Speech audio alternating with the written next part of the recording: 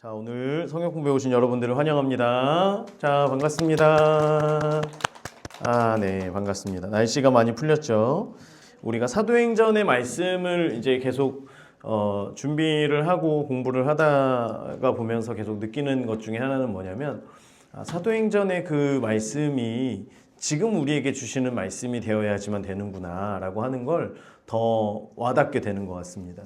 오늘 12장의 내용이 이제 그런 내용을 이야기하는 거고요.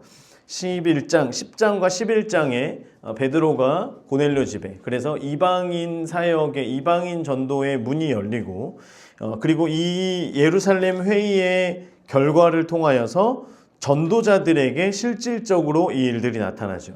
이전에는 타 지역에 가도 유대인들에게만 복음을 전하던 사람들이 이제는 이방인들에게도 복음을 전하기를 시작하게 됩니다. 그래서 이제 예루살렘 교회에서 안디옥 교회로 그 촛대가 옮겨지게 되는 일들이 일어나게 됩니다. 예루살렘 교회가 중심이 되었고 거기에서 많은 사도들이 중심이 되어서 그 가운데 여러 가지 역사들이 나타나던 게 예루살렘 교회의 역사들이었고, 거기에서 핍박으로 인하여서 성도들이 다 흩어지게 되고 제자들이 다 흩어지게 되고 복음을 전하다가 지금은 안디옥 교회가 이방인들로 구성돼서 안디옥 교회가 시작이 되었고요. 그 가운데 또 우리 지난주에 11장에 이제 뒤쪽에 있는 말씀들을 보면 27절에 선지자들, 예언자들이 이제 이곳에 와서 예언을 하기를 시작하는데, 그러면서 큰 흉년이 있을 것이다 라고 하는 것 때문에 그 예언대로 될 것을 믿으며 구제를 헌금을 하기를 시작합니다. 그리고 바나바와 사울을 이제 예루살렘 교회로 보내게 됩니다. 자, 12장 말씀을 보겠습니다. 그때의 노란색으로 밑줄 그어주세요. 그때는 언제냐면 지금 헌금을 가지고 바나바와 사울이 예루살렘 교회로 오는 때, 그 시즌, 그때의 상황을 이야기하고 있는 거예요. 그래서 12장의 말씀을 보면 마치 이전에는 예루살렘 교회가 다른 어떤 일들을 보는 것처럼 관점이 있었다면 이제는 그 관점의 방향이 조금 달라져요. 그래서 마치 안디옥 교회에서 이제 구제를 보내고 이렇게 했을 때에 이러이런 이야기가 우리에게 들렸습니다 라고 하는 것 같은 그런 느낌을 받게 됩니다. 자, 그때에 지금 이제 그 구제를 하기 위해서 헌금을 가지고 전달하기 위해서 가는 그때에 이제 그 지역에 무슨 일이 있었냐면 헤롯 왕의 녹색. 자, 여기서 헤롯 왕을 설명을 드리면요.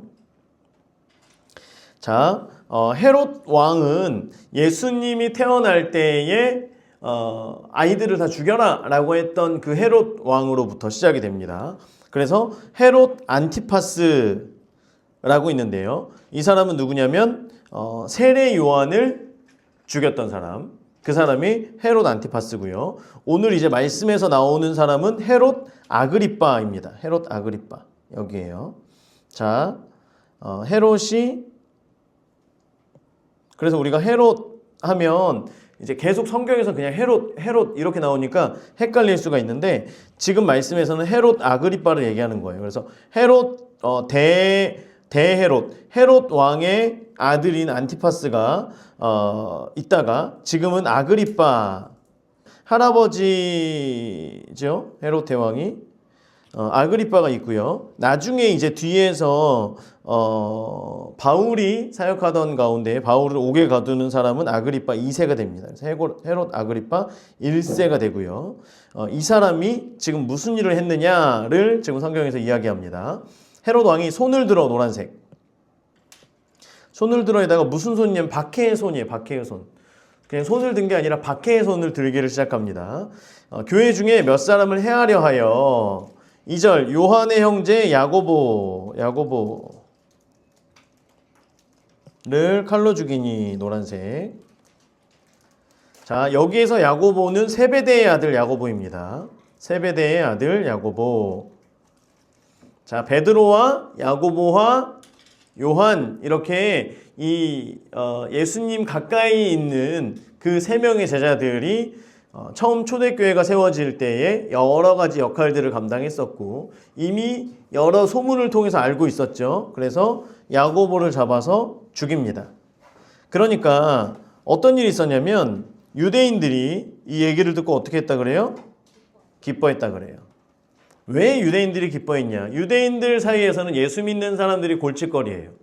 예수 믿는 사람들 때문에 본인들의 입지가 경제적인 것, 또한 자신들이 가지고 있던 어떤 신앙의 관점들, 이런 것들이 다 흔들리기를 시작합니다. 사람들이 더 이상 제사장들이나 어떤 이런 종교 지도자들의 말을 듣지 않아요. 왜냐하면 예수 그리스도가 그 모든 율법을 다 허물고 그 은혜로 인하여서 우리는 그 예수님 믿는 자로, 이제는 예수 그리스도 십자가의 은혜로 우리는 구원받았다라고 하는 것들이 사람들 가운데 바다해지니까 이런 사고, 이런 사상이 사람들에게 들어가게 되고요. 심지어는 제사장 그룹까지도 예수님을 믿기를 시작하죠.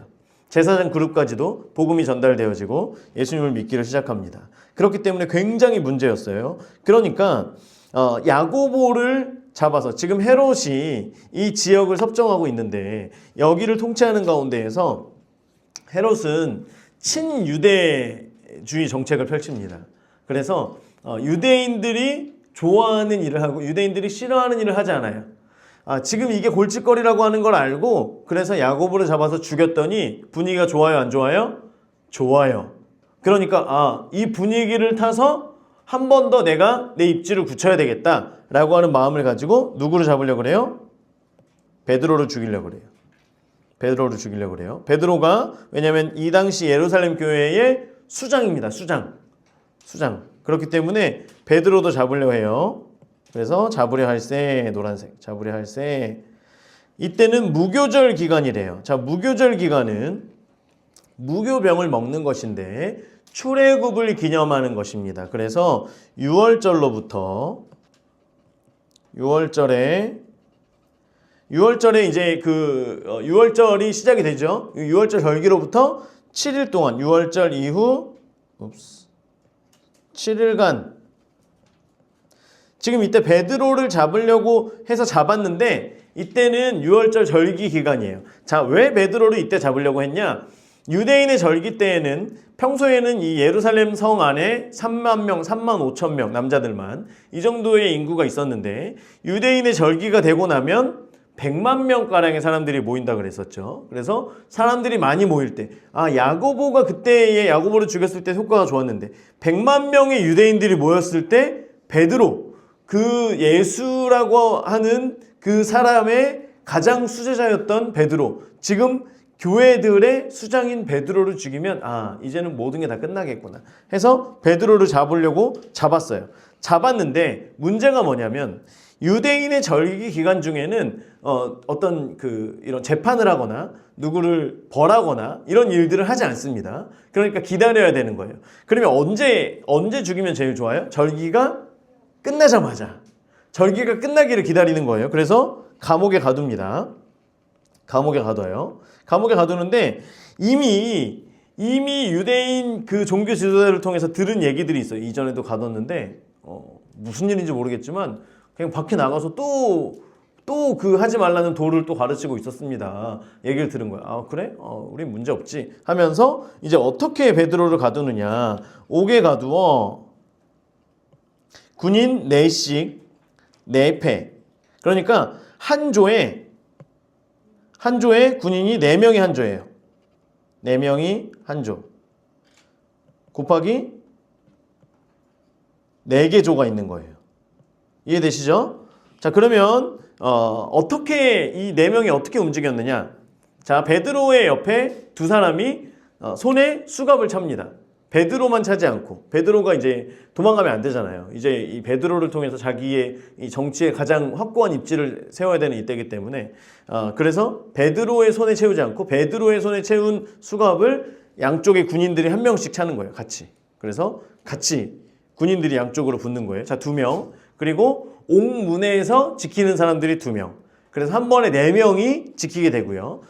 이 당시에는 감옥을 지킬 때 낮에는 그냥 전체 간수들이 그냥 감옥을 지키고 밤에는 이렇게 조를 짜서 조를 짜서 이렇게 했다 그래요. 그래서 이 4명이 한 조의 4개 팀은 밤에만 운영되는 것이 더 학자들의 견해입니다. 그래서 12시간 동안 4명이. 그러면 밤사이 야간조는 한 조에 3시간씩.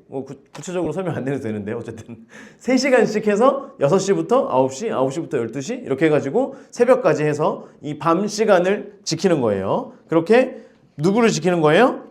베드로를 그렇게 지켜서 6월절 후에 백성 앞으로 끌어내기 위해서 그렇게 합니다. 자, 그래서 5절 앞에다가 빨간색으로 동그라미 쳐주세요.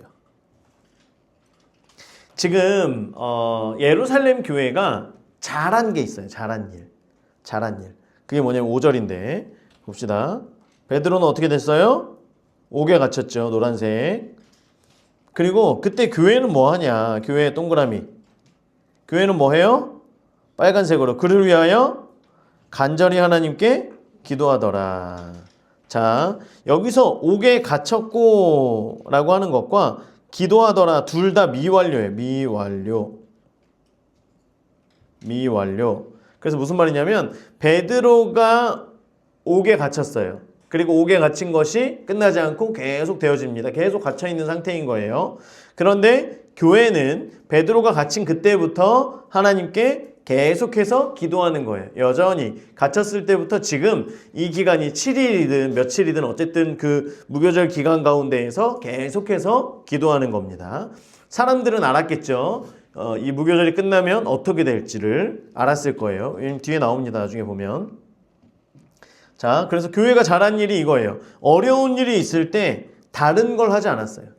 어려운 일이 있을 때 종교 지도자들을 찾아가서 아니면 어떤 끈이 있는 사람들을 찾아가서 아니면 개종했지만 그 중에서도 아직 자기가 드러내지 않은 종교 지도자들도 분명히 있었을 거란 말이죠. 제사장들 중에서도 이런 사람들에게 가서 청하면 베드로가 죽임을 당하지 않을 수도 있어요. 여러 가지 다른 많은 일들을 할 수 있음에도 불구하고 교회는 어떻게 했어요?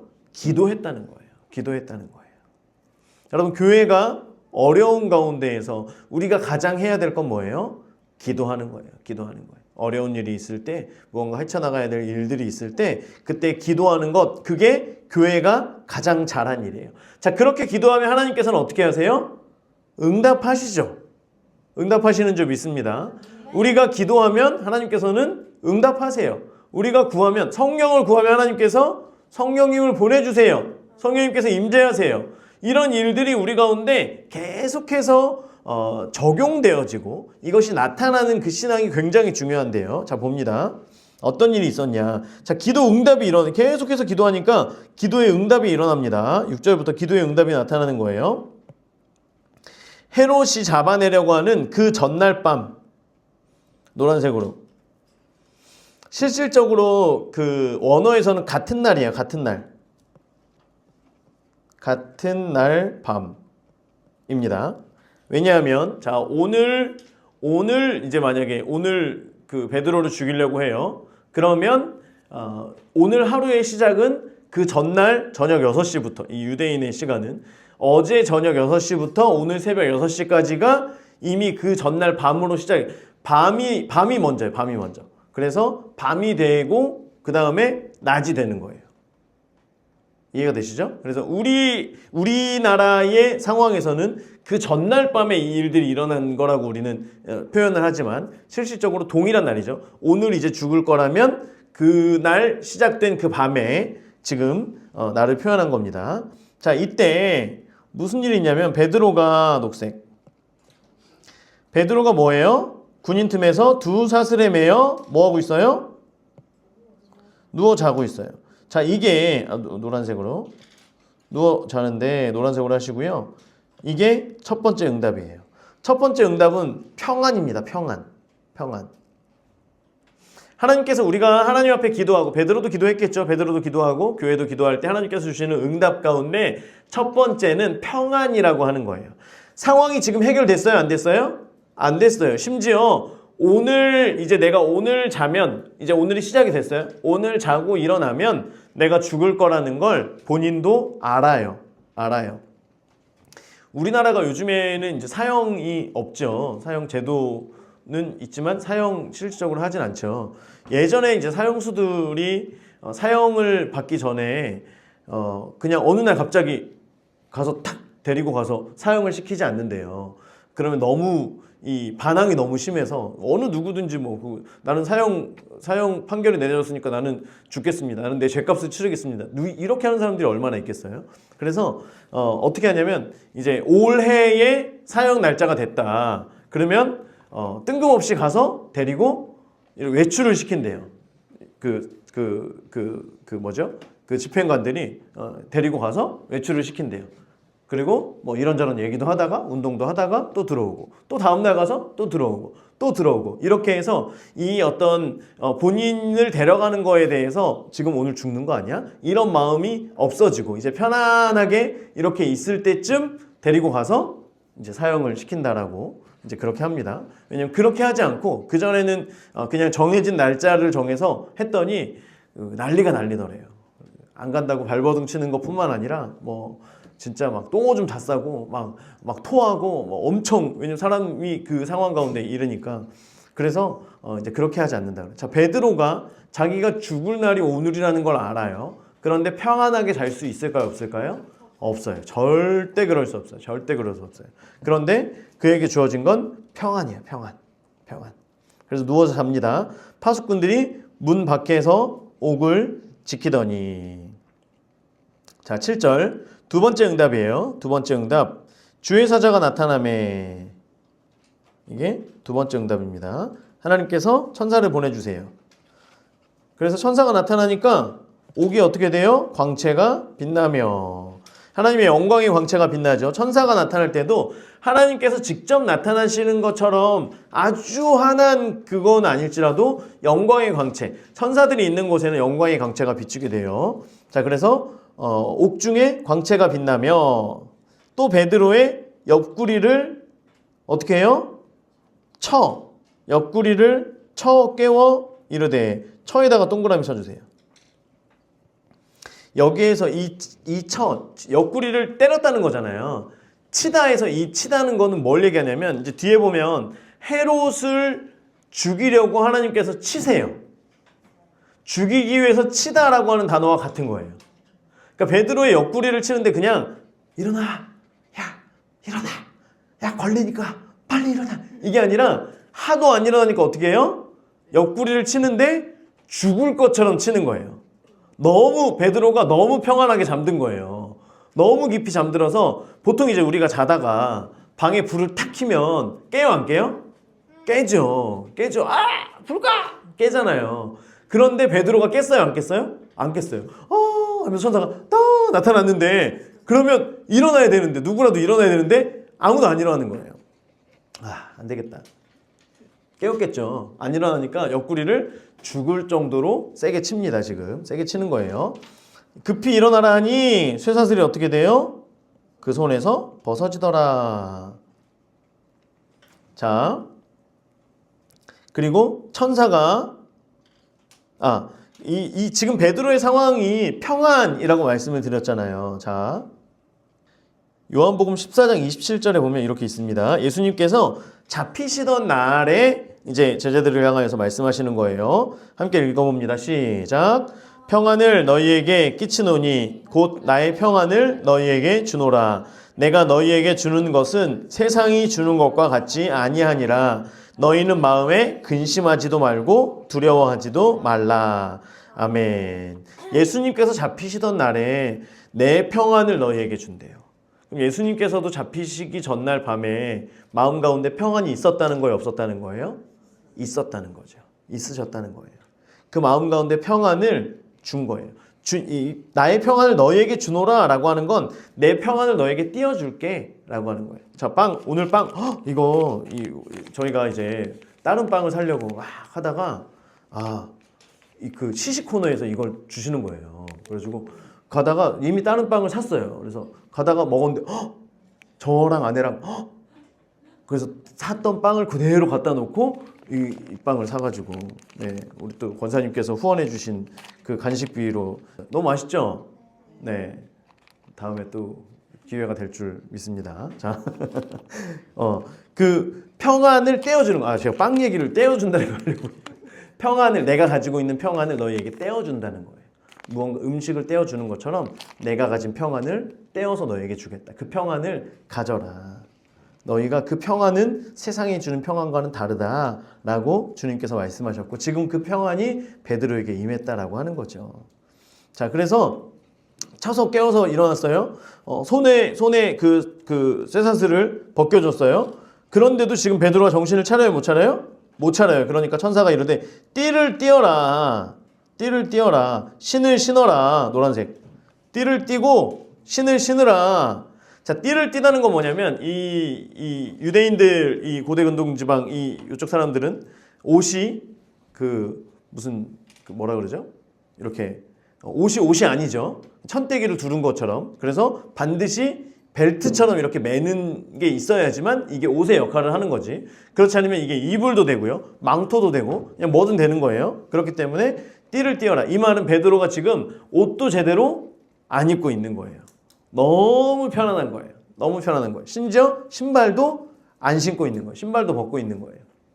감옥에서 이제는 이곳이 나의 집이에요. 이제는 무슨 일이 있든 나는 마음 가운데 평안이 주어진 거예요. 이너 피스가 주어졌어. 그래서 옷도 그냥 편안하게, 그래서 신발도 그냥 우리가 생각할 때는 무슨 그 쪼리 슬리퍼 약간 이런 것처럼 이런 건 줄 알지만 이 당시에도 끈을 이렇게 묶어서 발에다 묶어줘야지만 되는 이제 그런 신이었다 그래요. 띠를 띠고 신을 신으라 하거늘 베드로가 그대로 하니 천사가 또 이르되 겉옷을 입고 따라오라. 지금 천사가 점점 약간 짜증나는 것 같죠. 겉옷을 입고 따라오라. 제가 이거를 보면서 베드로가 의지가 진짜 하나도 없구나.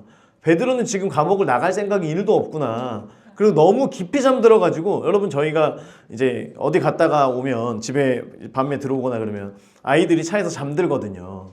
그러면 깊이 잠든 저희 막내는 못 일어나요. 심지어 아빠 간다. 그리고 문을 닫아도 못 일어나요. 그래서 빨리 어쨌든 막 깨워요. 그러면 이제 막 정신이 없죠. 이렇게 정신이 없죠. 그러면 옷도 안 입고 있어요. 신발도 다 벗고 있어요. 신발 신어를 100번 얘기하면 신발을 그때 신어요. 저희는 이제 너희는 스스로 잘 커야 된다는 그런 마음에 들쳐업고 가지 않습니다. 웬만하면 신발을 신어야 돼요. 깨워서 신발을 신어서 이제 그러면 손을 잡고 가든 업고 가든 이제 그 다음에 하는 거예요. 신발을 절대 안 신어요. 절대 못 신어요. 정신이 없으니까요. 그런데 지금 이거를 보면서 베드로가 지금 완전 딱 그때의 그 상황인 거예요. 신발도 못 신고 그냥 잠도 못 깨가지고 이러고 있으니까 야 빨리 따라와. 그래가지고 지금 따라가는 거예요. 아마 다음날 이제 정신 차리고 베드로가 엄청 옆구리가 아프지 않았을까. 저는 그 생각합니다. 자, 9절 베드로가 나와서 따라가있어요. 천사가 하는 것이 생시인 줄 알지 못하고 환상을 보는 거 하더라. 자, 환상을 보는 거 아니라 에다가 노란색. 아직도 지금 정신이 없어요. 자, 이에 첫째와 둘째 파수를 지나 녹색으로 첫째, 둘째 파수, 쇠문까지 녹색으로 베드로가 있던 감옥이 있어요. 그쵸? 여기에서 베드로가 있었고 팔이 묶인 또 2명의 군인이 있었죠. 너무 안 보이나요? 잘 보이죠? 자, 그랬죠? 그리고 여기에 또 문이 있었겠죠, 문. 그쵸? 이 문을 통과했어요. 여기도 벗겨졌는데 이 지금 2 사람은 알아요, 몰라요? 몰라요. 이 2 사람을 어떻게 재우셨는지 모르겠지만 이 2 사람은 지금 몰라요. 여기에도 사람이 서 있죠. 여기 일단 베드로를 위해서 세웠으니 여기 2명이 옷하고 이렇게 서 있죠. 자, 이 2 사람도 그냥 지나갔어요.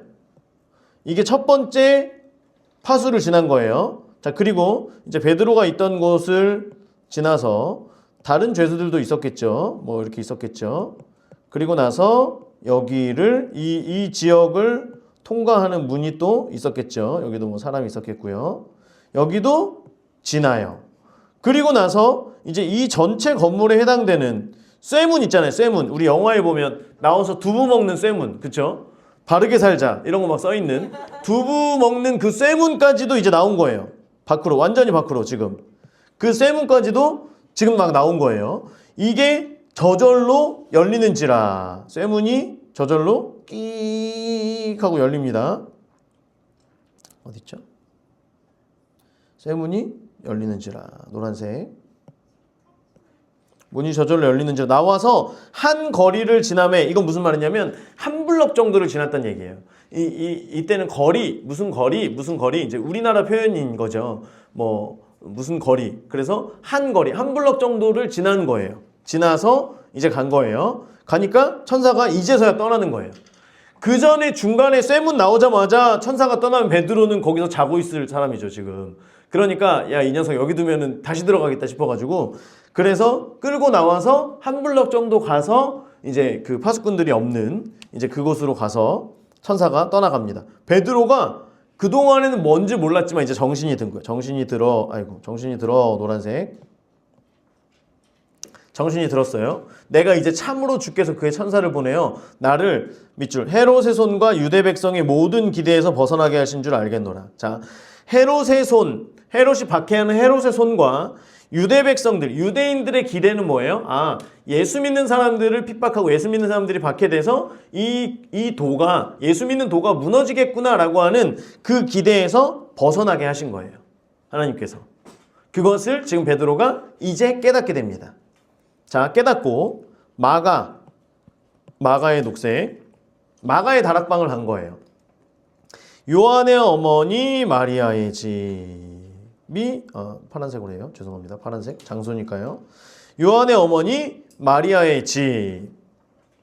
이게 마가의 집이죠. 마가의 집에 가니 여러 사람이 거기 모여서 뭐 하고 있었다 그래요? 기도하고 있더라. 여러 사람이 거기 모여 기도하고 있더라. 자, 예루살렘 교회가 또 성도들이 지금 잘했어요? 잘못했어요? 잘했어요. 그리고 그렇게 기도하고 하나님께 간구하니까 하나님께서 응답하셨어요. 이 응답이 이루어진 것까지가 우리 네모 안 쳤어요. 자, 네모 치겠습니다. 12장 1절부터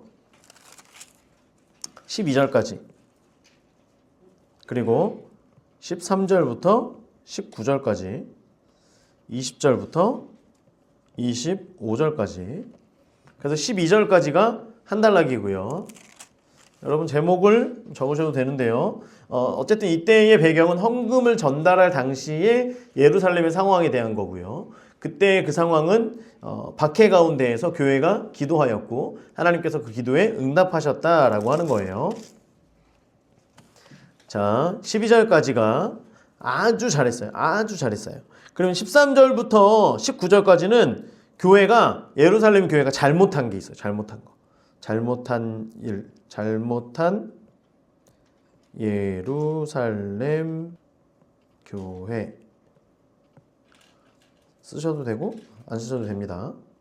자, 그러면 무슨 일일까? 13절 베드로가 이제 마가의 다락방 마가의 집에 도착을 했어요. 마가의 집에 도착을 하니까 거기에서 여러 사람들이 기도하고 있는 걸 알게 됐어요. 도착을 하고 나니까. 그래서 베드로가 답이 나온 거예요. 이 일이 물론 내가 기도하기도 했지만 성도들의 기도 때문이었구나. 하나님께서 응답하셨구나. 어쩐지 오늘 잠드는데 평안하더라. 어쩐지 내가 잠을 그렇게 원래 깊이 안 자는데 어쩐지 천사를 어쩐지라고 하면서 이제 그것에 대한 이 이유를 알게 됩니다. 자, 13절 베드로가 이제 와서 이제 왔잖아요. 그러니까 가야죠. 대문을 두드립니다. 문이 잠겨 있었죠. 대문을 두드려요. 퉁퉁퉁퉁퉁 대문을 두드렸어요. 그러니까 로데라 하는 여자아이 종이에요. 여종을 얘기합니다. 마가의 집은 잘 사는 집이었죠. 그러니까 120명이 모일 수 있는 다락방이 있을 정도로 집이 부잣집이었어요. 그곳에 종도 있었어요. 그래서 여종, 문을 열고 손님을 맞이하는 여종을 얘기하는 거예요. 어린아이. 여종이 영접하러 나왔다가 이 여종이 알았겠죠. 베드로의 음성, 녹색. 베드로의 음성을 알았어요. 누구세요? 나야, 나. 헉, 베드로 사도님 오셨어요 하면서 기뻐하며 문을 미쳐 열지. 문을 열어야 되는데 얘가 너무 기뻐가지고 문을 안 열었어요. 문을 안 열고 달려 들어가서 말하되 베드로가 대문 밖에 있습니다 얘기하는 거예요. 15절에 빨간 동그라미. 이제 예루살렘 교회가 잘못한 거에 대해서 얘기하는 거예요. 그들이 말하되 뭐라 그래요? 네가 미쳤다. 네가 미쳤다. 여자아이는 뭐래요? 참말이라 아니라 얘기하는 거예요. 그들이 말하되 그러면 천사다. 그가 죽었든 자다가 그 영이 와서 했든 어쨌든 영이다. 영. 천사다. 지금 보세요. 교회와 성도들은 베드로를 위해서 기도했죠. 무슨 기도했을까요? 풀려나게. 그렇죠? 베드로 사도가 이전처럼 하나님께서 인도하셔서 풀려날 수 있도록 하나님께서 지금까지 보여주셨잖아요. 그러니까 이번에도 하나님께서 풀어주시기를 위해서 기도했을 거예요. 습관을 따라서 기도했어요. 습관을 따라서 어떤 일이 있을 때 우리가 이제 기독교적인 문화인 거예요. 우리가 자, 저희가 이제 최근에 우리가 아프면 기도해야 됩니다. 계속 얘기해요. 그래서 아프면 먼저 기도하려고 노력해요. 우리가 병원을 가기도 합니다.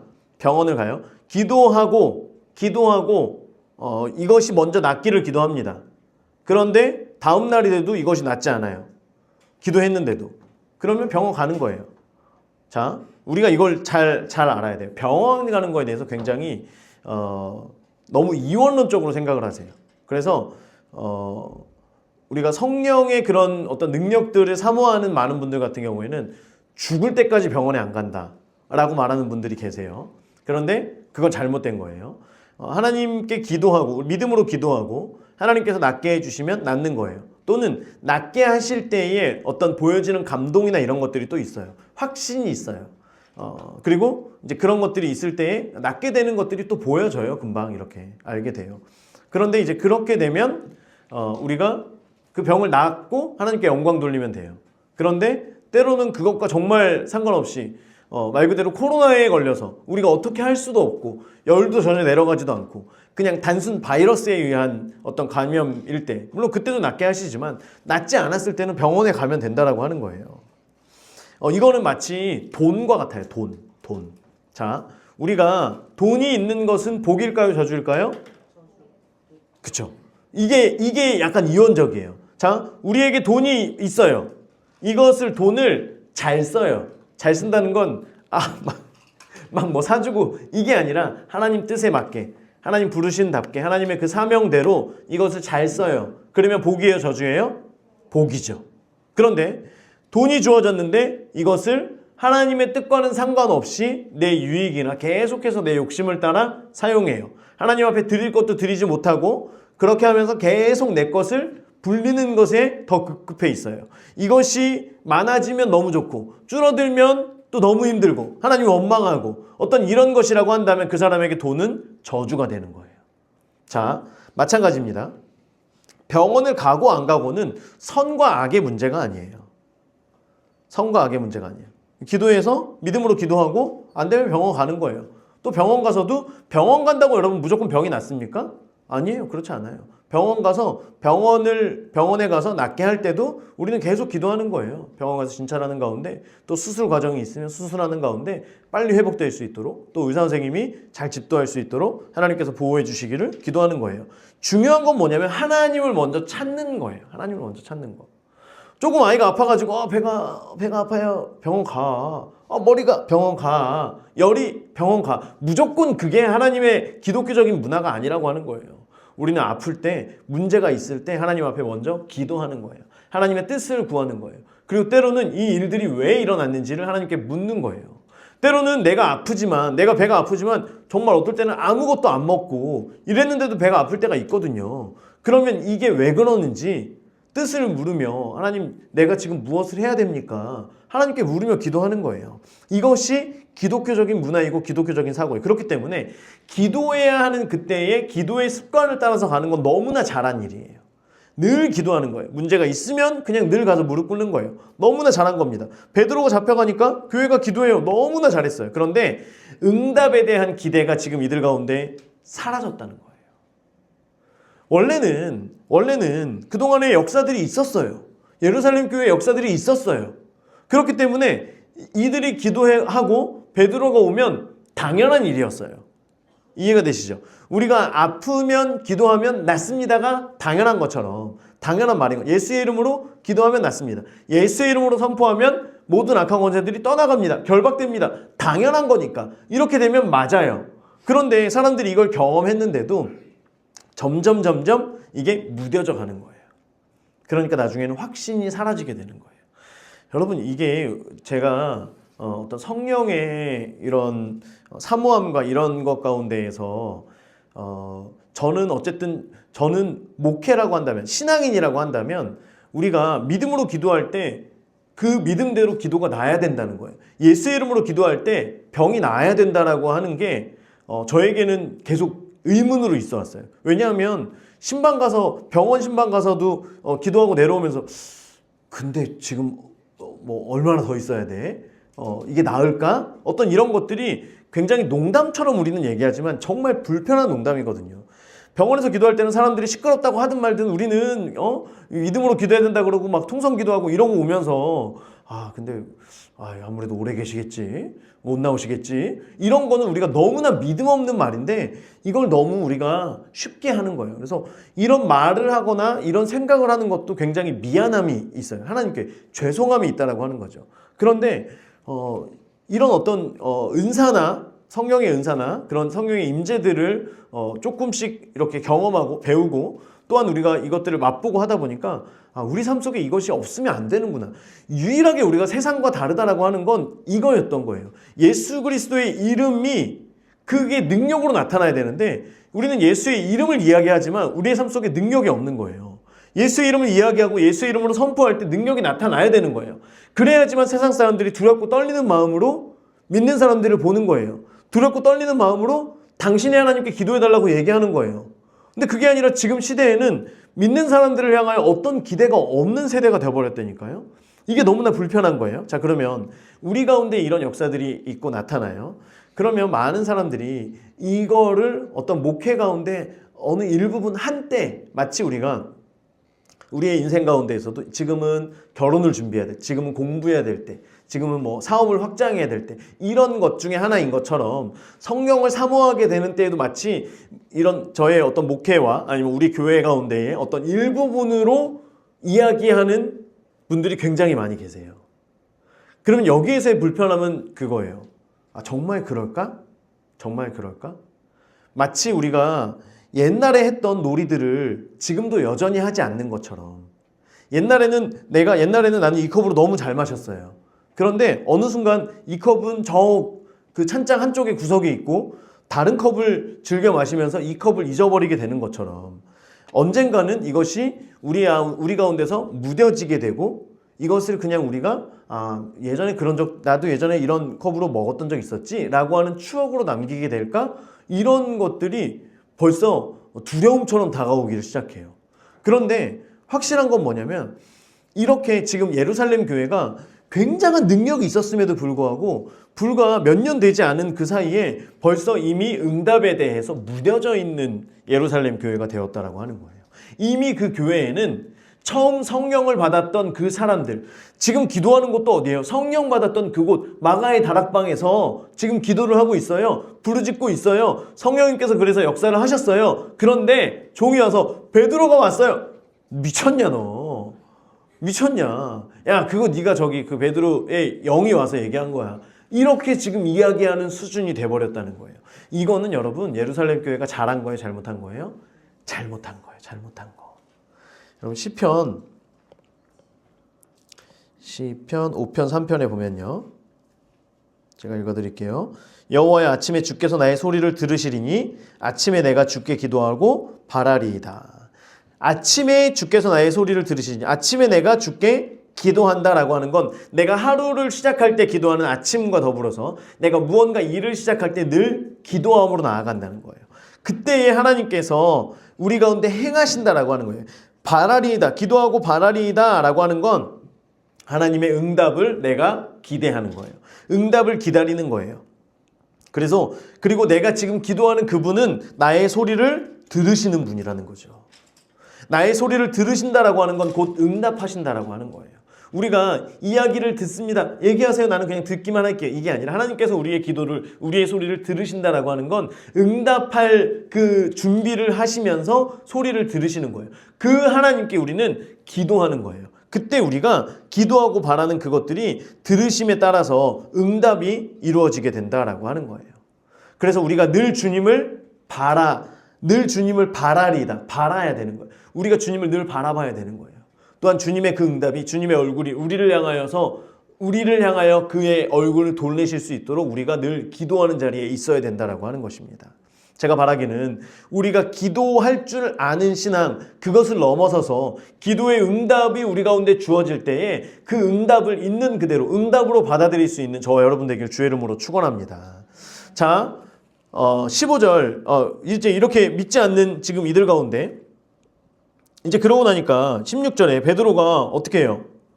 문 두드리기를 그치지 아니하니. 왜냐면 아까 여종이 문을 열었어요, 안 열었어요? 안 열었어요. 지금 제가 이걸 읽으면서 이 철장문이 열리는 것보다, 그쵸? 내 형제들이 지금 기도하고 있는 거기 문을 여는 게 더 힘들다는 거예요. 이게 오죽했으면 이렇게 오버랩돼서 철장문은 3개나 그냥 하나님께서 열어주셨는데, 여기 가서 내 형제들이 지금 내가 왔다고 지금 베드로도 지금 정신이 들면서 사실 그 평안이 물론 있었지만은 빨리 지금 어디론가 빨리 들어가야 돼. 몸을 숨겨야 되는 지금 그 상황이기도 하고 계속 문을 두드리고 있는데도 열리지 않는 거야. 진짜 미치겠는 거죠. 그 사람들이 농담 삼아서 얘기하는 게 뭐예요? 믿지 않는 사람의 병을 고치는 것보다 죽은 사람 살리는 게 더 쉽다고 얘기하잖아요. 믿지 않는, 거기서 부딪히는 그 사람의 병 하나 고치는 것보다 차라리 죽은 사람, 감정 없는, 생각 없는, 그냥 그 마른 뼈를 살리는 게 훨씬 더 쉽다라고 농담 삼아서 얘기를 하는 거예요. 우리가 믿음이 그만큼 없다는 거죠. 자, 베드로가 계속 문을 두드립니다. 나야. 계속 소리치면서 두드리는 거예요. 그들이 문을 열어 베드로를 보고 또 어떻게 돼요? 놀라. 아니, 얘기를 들었잖아요. 그리고 열었으면 이제 믿어야 되는데, 문을 여는 순간까지도, 베드로의 음성을 듣고 문을 여는 순간까지도 기대가 1도 없어요. 너무 안타깝죠. 자, 이제 베드로가 얘기하는 거예요. 이제 사람들이 믿지 않으니까, 너무 놀라기만 하고 믿지 않으니까 이제 간증을 해야 되는. 예전에는 그냥 오면 와 하나님께 영광 돌리고 이랬던 지금 제자들이 이제는 그렇지 않아요. 베드로를 보고 깜짝 놀래요 지금. 그러니까 베드로가 나름대로 간증을 합니다. 17절, 베드로가 그들의 손짓하여 조용하게 하고, 너무 시끄러우면 안 되잖아요. 그러면 큰일 나잖아요. 조용하게 하고, 주께서 자기를 이끌어 옥에서 나오게 하던 일을 말하고, 그러니까 이 상황들을 다 얘기해 주는 거예요. 또 야고보 녹색, 야고보와 형제들에게 이 말을 전하라고 얘기하는 거예요. 지금 야고보와 또 다른 형제들, 지금 야고보는 그 예수의 형제 야고보로 얘기해요. 옆에 적어주세요. 예수의 형제 야고보. 예수의 형제. 그래서 이 야고보는 지금 예루살렘 종교회의를 관장하고 있는 야고보를 얘기하는 거예요. 그래서 야고보에게 이야기를 해주라는 거죠. 내가 이러이러한 일이 있었다라고 하는 그 사실을 당신들이 이야기해 주십시오 라고 또 다른 곳으로 가죠. 왜냐하면 이곳으로 쳐들어올 게 분명하기 때문에 다른 곳으로 가게 됩니다. 자, 18절, 날이 새매 군인들, 녹색, 군인들은 베드로가 어떻게 됐는지 알아요? 몰라요? 알지 못해요. 거기에서 밤에 그 베드로 옆에서 있었던 사람들도 분명히 손을 묶고 있었는데 아침에 일어났는데 없어졌어요. 베드로가. 둘이 자고 있어. 너 못 봤어? 어디 갔어? 못 봤어? 밖에 있는 사람들에게 물어봐도 아무도 몰라요. 아무도 몰라. 아무도 모르는 지금 그 상황이 펼쳐진 거예요. 그래서 적지 않게 소동하니 난리가 났죠. 헤롯이 그를 찾아도 보지 못하네. 다 물어보고, 그리고 파수꾼들을 어떻게 해요? 신문하고 죽이라. 이걸 통해서 헤롯이 바로 베드로를 죽이려고 했다는 걸 알 수 있죠. 이 당시에는 간수장들이, 파수꾼들이 죄인을 잘 간수하지 못해서 죄인이 도망가거나 탈옥하거나 이렇게 되면 자기가 그 벌을 대신 받거든요. 그렇기 때문에 헤롯이 물론 화가 나서 그런 것도 있지만, 여기서 볼 때 분명히 베드로를 죽이려고 헤롯이 가두어 놓았다라고 하는 거. 그래서 니네들이 대신 죽어라 그러면, 니네가 못 지켰지? 너희들이 대신 죽어 이거예요. 자, 헤롯이, 녹색 헤롯, 유대를 떠나 가이사라로 내려가서 머무니라. 친유대 정책이 실패하게 됩니다. 유대인들에게 막 얘기하고 지금 이미 무교절 기간에 종기 주자들 만나가지고 내가 베드로를 잡았는데 이러이러 해가지고 다 얘기했겠죠. 사람들이 얼마나 좋아했겠어요. 그런데 지금 그 베드로 한 사람도 간수하지 못해서 자기의 명예가 완전히 바닥으로 떨어지게 됩니다. 자, 세상도 교회도 어리둥절해요. 어리둥절해요. 예전에는 기도하면 응답받는 게 있었기 때문에 하나님과의 친밀함이 온 교회 성도들 가운데 풍성하게 있었어요. 그래서 기도하면 믿음이 있었고요. 하나님께서 역사하실 것이라고 하는 기대감이 있었어요. 기대감. 여러분들 기대감이 있으신가요?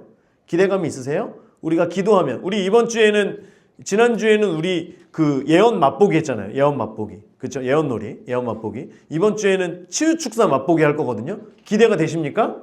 기대가 되시죠? 네, 여러분 기대함으로 나와보세요. 기대함으로. 이 기대가 있단 말이에요. 기대가 있는 공동체는 죽은 공동체예요? 산 공동체예요? 살아있는 공동체. 할렐루야. 우리는 살아있는 공동체인 줄 믿습니다. 제가 요즘에 밖에 가서 이제 목사님들을 만나거나 누구를 만나거나 아니면 뭐 이제 오랜만에 또 누구 전화하면 막 신이 나요. 신이 나. 그래서 목사님들이 목사님네 교회에 큰일이 날 것 같아요. 왜요? 왜요? 그랬더니 제가 어떤 뭐 이런 간증이나 이런 것들을 이야기하고 하는 것들이 너무 신나 보여서 너무 살아있는 교회가 본인들이 보지 않아도 저 얘기를 듣다 보면 보인다는 거예요. 여러분들 그런 기대가 있으세요? 우리 교회 가운데 하나님께서 죽은 교회 말고 다 잡아서 죽은 물고기 말고 막 그 물에서 막 이렇게 막 뛰는 어떤 이런 물고기들처럼 하나님께서 세우시는 일들이 우리 가운데 나타나면 우리 할렐루야로 하나님을 찬양하고 영광 돌리고 또 그런 일들을 계속 경험하기 위해서 이런 것들도 성경에 있는 대로 이런 것들을 행하면서 하나님을 경험하는 것. 그런데 이제는 예루살렘 교회가 하나님을 깊이 경험했던 하나님을 안다라고 할 때 우리가 야다라고 하는 표현을 쓰잖아요. 야다라고 하는 건 부부 사이에 깊이 아는 그것을 얘기하는 거거든요. 하나님과의 동행이 있을 때는 야다의 삶이었어요. 교회가 성도가 하나님을 깊이 알았었어요. 그런데 이제는 그 감이 떨어지기를 시작합니다. 하나님이 어떤 분인지 아는 것 같지만 실제로는 모르는 거예요. 모르는 거예요. 여러분 그런데 예루살렘 교회가 이렇게 될 줄 누가 알았겠어요? 우리가 사도행전 지금 불과 12장 얼마 안 되는 우리가 앞에서 예루살렘 교회에서 한 명 베드로의 설교로 3,000명이 회개하고 5,000명이 회개하고 제사장들까지도 예수님을 믿게 되고 그렇게 하면서 핍박이 나니까 쿵 치니까 사람들이 쫙 퍼져서 또 예수님을 막 전하고 이 이방인들까지도 전하게 되고 그러면 가서 그 예루살렘 교회에서 사람을 보내서 또 사람들에게 계속 성령의 임파테이션을 통해서 사람들이 성령 받게 하고 성령 세례 받게 하고 이런 것들이 지금 예루살렘 교회와 연합되어진 다른 교회들 가운데 있었는데 지금 불과 몇 년 안 된 사이에 예루살렘 교회가 완전히 무뎌진 교회처럼 되어져 있는 상황을 우리가 보는 거예요. 그래서 여러분 촛대가 옮겨지지 않도록 성령의 불이 꺼지지 않을 수 있도록 우리가 늘 하나님께 붙어 있어야 될 줄 믿습니다. 이게 굉장히 중요한 거예요. 그래서 우리가 주님께 붙어 있어야 돼요. 우리가 에베소서 말씀을 통해서 계속 배우고 있는 게 뭐예요? 머리 대신 그리스도께 우리가 성령께서 하나 되게 하시는 성령님께서 하나 되게 하실 때에 우리가 그의 지체가 되어서 부르심 사명을 따라서 걸어갈 수 있게 되는 것이지 우리가 이것을 놓치고 나면 그냥 우리끼리는 묶여 있어도 여러분 이게 연골이나 이런 것들이 제대로 있는 상태에서 팔다리가 붙어 있어야지 연골이 다 상한 상태에서 어떤 분들은 이제 너무 이제 일을 많이 하시거나 그럼 연골이 아예 없는 분들도 계시다 그래요. 그러면 이게 아파요 안 아파요? 내 팔이지만 내 팔이 아니죠. 내 다리지만 내 다리가 아니잖아요. 그런 게 아니라 정말 성령 안에서 유기적으로 연합되어 있어서 그렇죠. 그래서 하나 일을 할 때 모든 몸의 지체들이 함께 그 일들을 행하고 힘있게 그 일들을 행하여 나갈 수 있는 우리 교회가 더 테이블 교회 되기를 주의 이름으로 축원합니다. 자, 어디죠? 19절 했죠? 자, 20절부터 25절까지 네모쳤죠? 자, 이제 그 앞에서 나왔던 헤롯이 죽게 됩니다. 자, 헤롯이 두로와 시돈 사람, 녹색 두로와 시돈 사람들을 대단히 노여워하니, 노란색 대단히 노여워하니. 자, 지도를 보시면 자, 가이사랴로 갔어요. 가이사라로 갔어요. 두로와 시돈. 무역이 성행하던 곳이고요. 그래서 이제 거기에서 들어오는 물품들을 이제 이 유대인들이 그리고 이제 가이사랴에서 헤롯이 이것을 받아들여서 사용을 하고 여기에서는 곡물을 양식을 이제 두로와 시돈에 줬었는데 어떤 그 무역 가운데 좀 마찰이 있었던 것 같아요. 그래서 보세요. 그들의 지방이 이거 노란색으로 그들의 지방이 왕국에서 나는 양식을 먹는 까닭에 이게 무슨 말이냐면 지금 두로와 시돈에 있는 사람들은 헤롯이 주는 양식을 먹고 사는 거예요. 그리고 물품을 공급해 주는 거예요.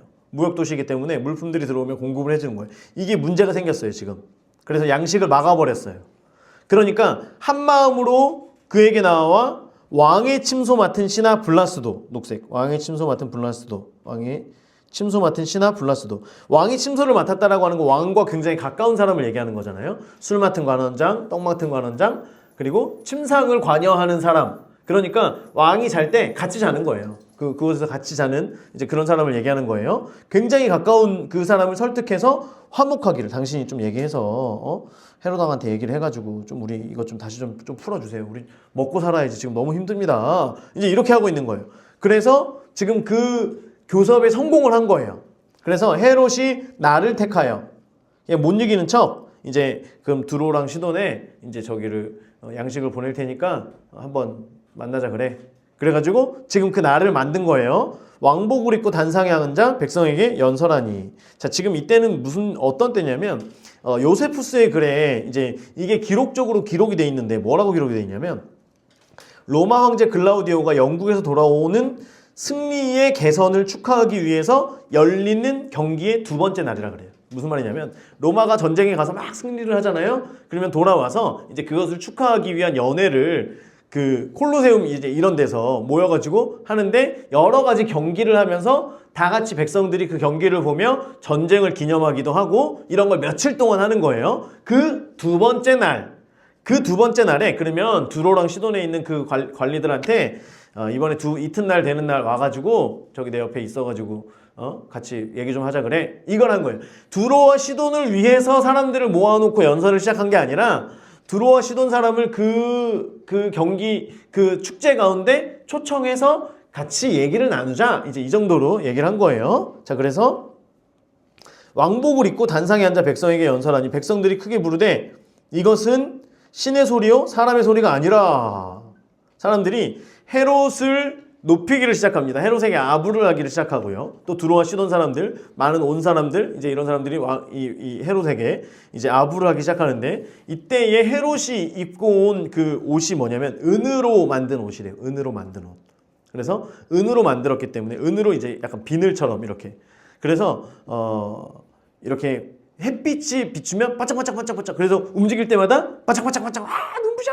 아, 이거는 신입니다. 당신은 신이신가요? 이제 이러고 있는데 여봐라. 신의 목소리입니다. 사람들이 막 이렇게 하는 거예요. 그러니까 헤롯이 너무 기분이 좋아요. 그래서 기분이 좋은데 헤롯이 영광을 하나님께 돌리지 않았대요. 그렇기 때문에 주의 사자가 치게 됩니다. 주의 사자가 치니 어떻게 죽어요? 벌레에게 먹혀서 죽게 됩니다.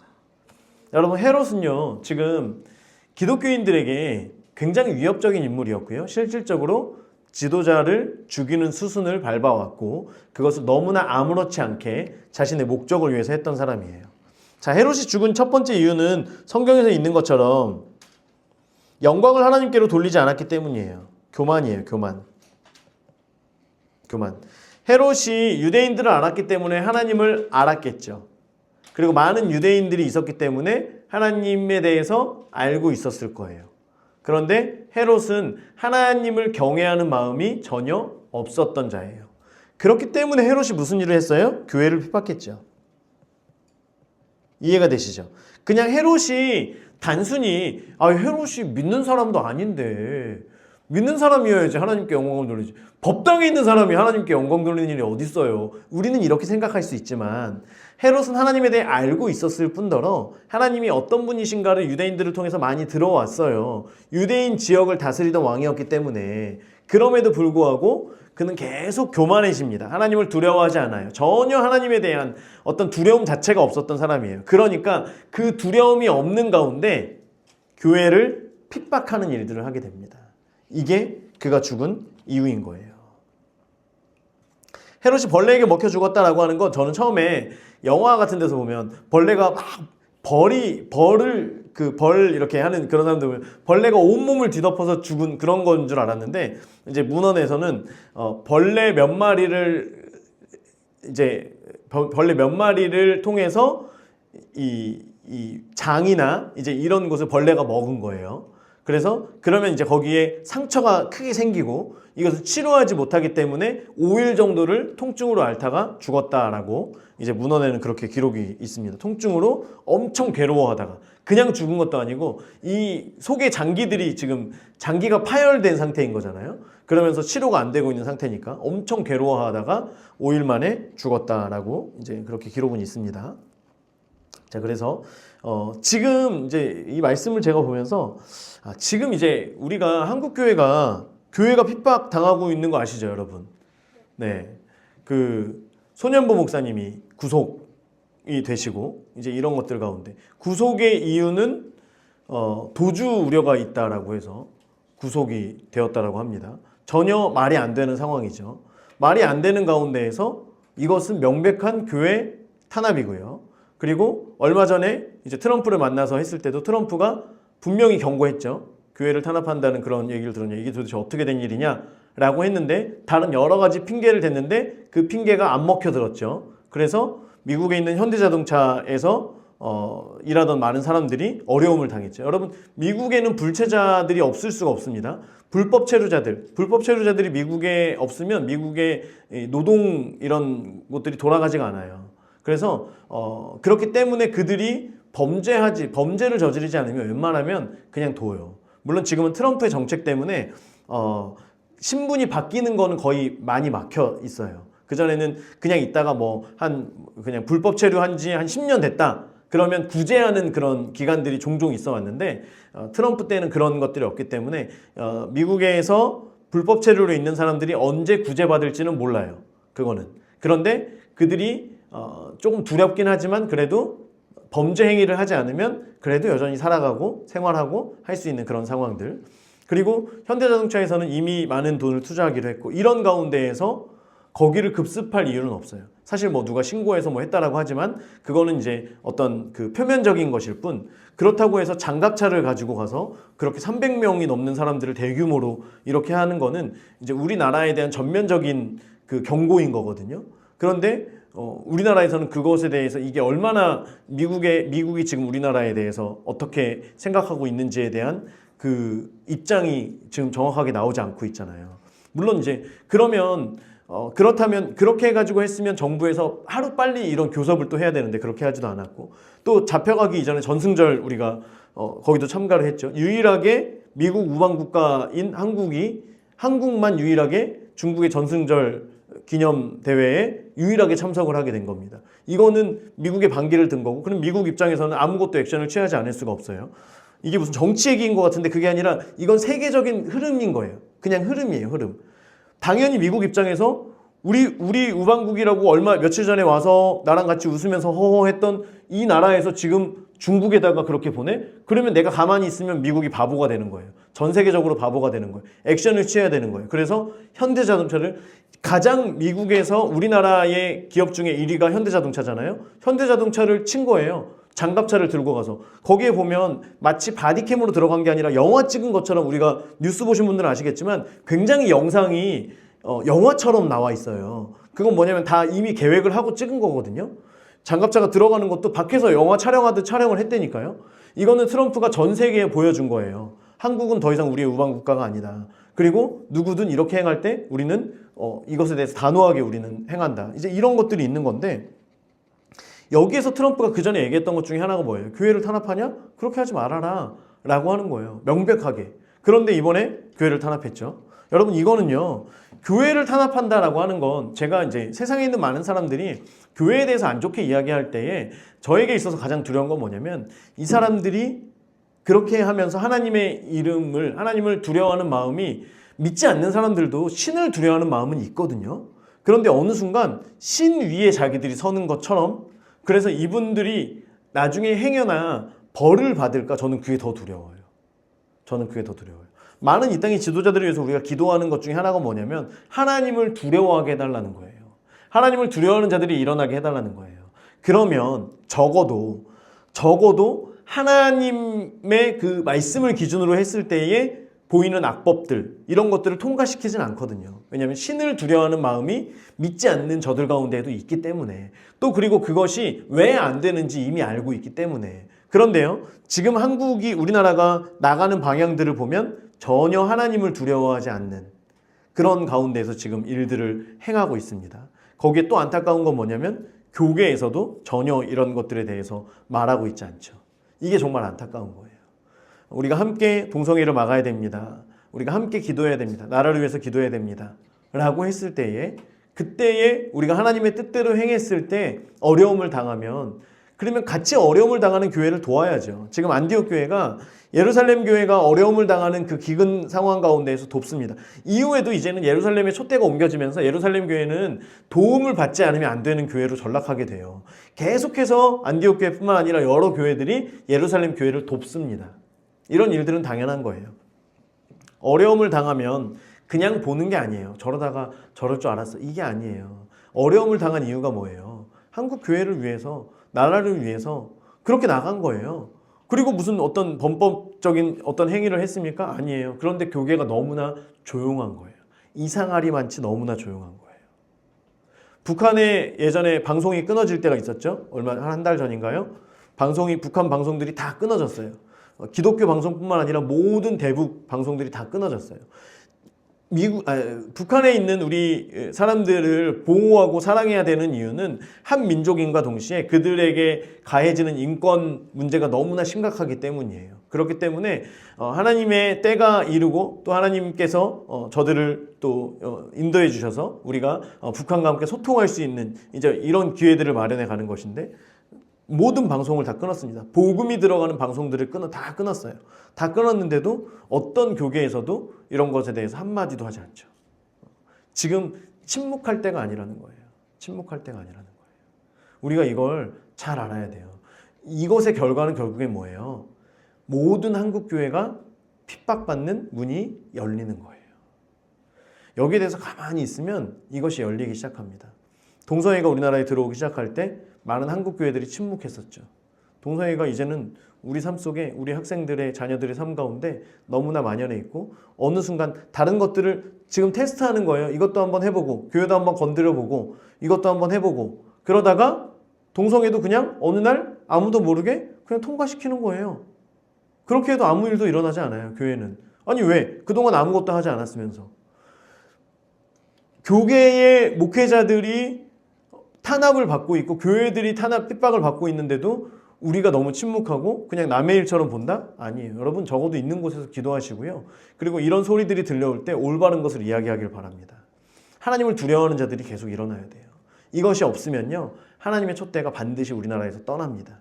그 시기가 언제 이후에 올지 금방 올지 아니면 계속해서 하나님의 그 임재가 우리 교회와 우리 이 대한민국 가운데 부어질지 이것은 지금 우리들이 하는 지금 우리의 기도와 지금 우리의 행위에 따른 거예요.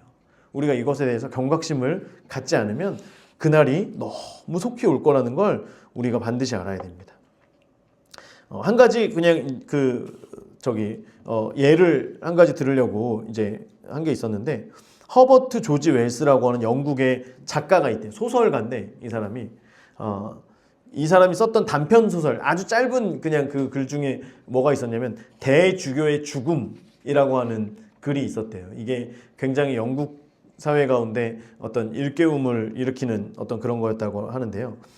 대주교가 날마다 하나님의 말씀을 듣고 항상 기도하고 성경을 보고 그리고 경건한 자로 매일매일 살아가고 하루를 열 때에도 아침에 천지의 주제시여 만유의 주가 되시는 이제 그 기도문들을 계속해서 하고 그러면서 어느 날 아침에 여느 때와 다름없이 습관을 따라 기도하면서 전능하신 하나님 아버지 하면서 기도했더니 하나님께서 그래 무슨 일이냐 라고 응답하자마자 심장마비가 걸려서 대주교는 죽었다라고 합니다.